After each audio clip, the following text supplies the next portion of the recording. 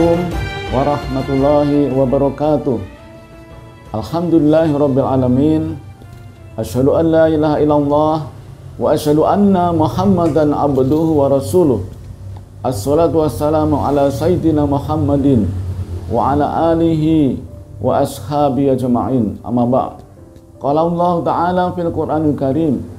A'udzu billahi minasyaitonir rajim. Ya ayyuhalladzina amanu taqullaha haqqa tuqatih wa la tamutunna illa wa antum muslimun. Shadaqallahu azim. Wa fillah rahmatullah. Jamaah sekalian, Bapak Ibu yang berbahagia, saudara sekalian yang dimuliakan Allah SWT, kita bersyukur bahwa hari-hari ini kita diberi kenikmatan iman, diberi kenikmatan sehat, dan kita sekarang ini pada merasakan, menikmati suasana Ramadan. Bahagia rasanya. Bagi seorang beriman tentu bahagia rasanya. Kita melihat suasana orang berangkat ke masjid, suasana orang taraweh, suasana orang yang bertilawah, suasana orang yang kemudian mengerjakan amal-amal soleh, berbuka puasa, sahur, dan banyak lagi.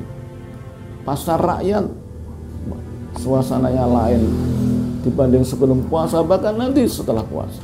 Nah, maka inilah Islam.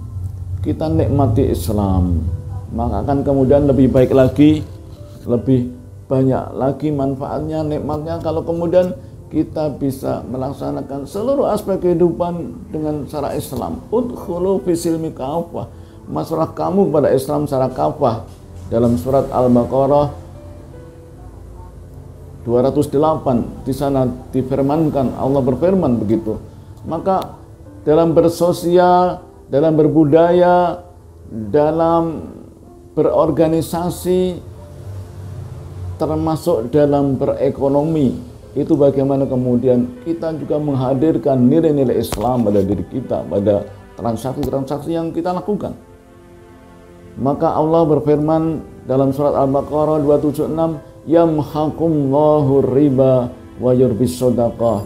Allah itu mengharamkan riba dan menyuburkan sedekah.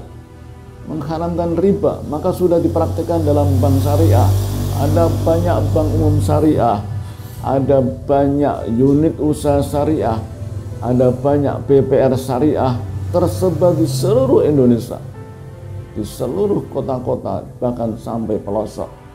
Maka kita bertransaksi keuangan secara syariah dengan bank-bank syariah. Kemudian pada siang lain tentang sedekah sudah banyak sekarang lembaga-lembaga amil zakat, badan amil zakat, baik pemerintah maupun swasta, yang kemudian kita bisa berzakat di situ dan kita bisa berinfak semaksimal mungkin. Nah, hal yang kemudian sekarang banyak kemudian diperbincangkan dan disosialisasikan adalah tentang wakaf, jiswab, zakat, infak, sedekah, dan wakaf. Ada perbedaan di sana. Kalau zakat itu sudah tentukan oleh waktunya, kemudian sudah nisab atau belum, kemudian penerimanya. Infak juga begitu, sedekah. Tentang wakaf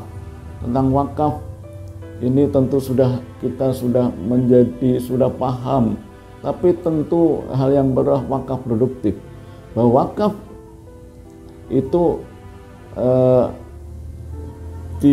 dipahami dari sebuah hadis bahwa akan terputus anak Adam kecuali 3 hal, yaitu sedekah jariah, ilmu yang manfaat, dan anak soleh. Hadis riwayat Muslim.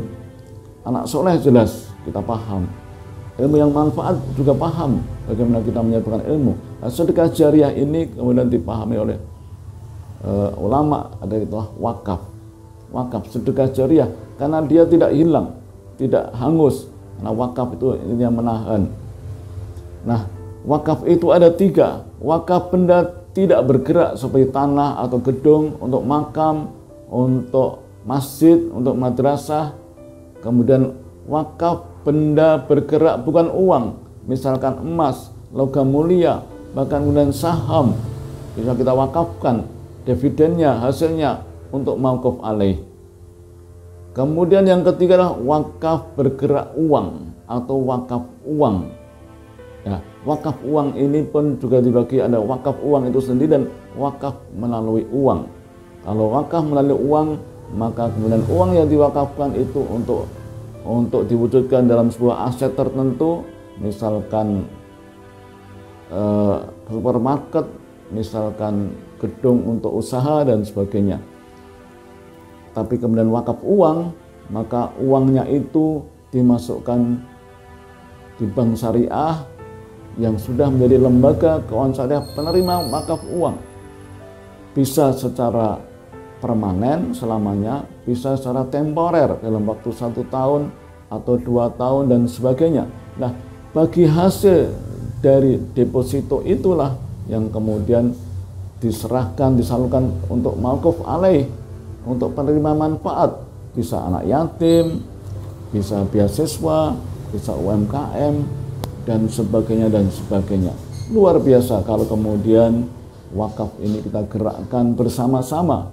Karena ketika bicara wakaf uang, itu tidak harus orang itu punya miliarder, tidak harus orang itu punya puluhan juta.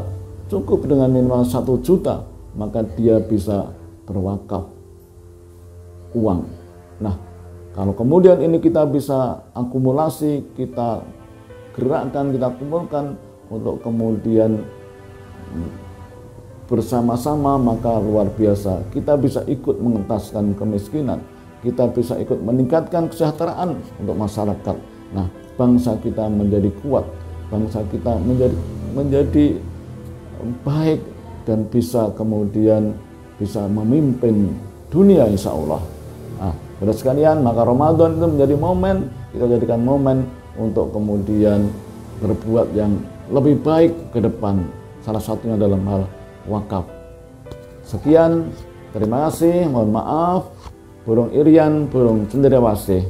Cukup sekian dan terima kasih. Aku qouli hadza, astaghfirullahaladzim. Wassalamualaikum warahmatullahi wabarakatuh.